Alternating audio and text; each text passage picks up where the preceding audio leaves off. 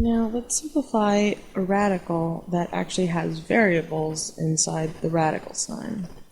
So let's say I give you the square root of 48 times x to the fourth times y to the third. And let's not worry about absolute value, so I'm just going to say that x and y are both greater than or equal to 0. And this will make sure we don't have to worry about absolute values or complex numbers. So now the first thing to do, since we have a square root, we want to factor everything into perfect squares. So let's try to find perfect squares out of each of these values. 48, x to the fourth, and y to the third. Now 48 factors pretty easily into 8 times 6, and then 8 is 2 times 2 times 2, and we know that 6 is 3 times 2. So we know that 48 is equal to 2 to the fourth times 3, because there are 4 2's and 1 3, right? And we can rewrite this as 2 squared times 2 squared times 3. So now we have two perfect squares and then, the leftover value of 3.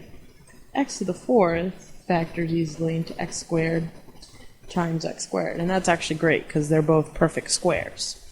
And finally, y cubed factors into y squared times y as a perfect square. So, rewriting this, we end up getting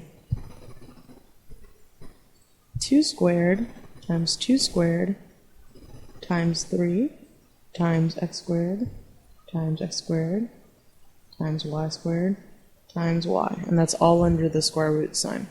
Now, the next thing I'm going to do is I'm going to move everything that's got a squared up to the front.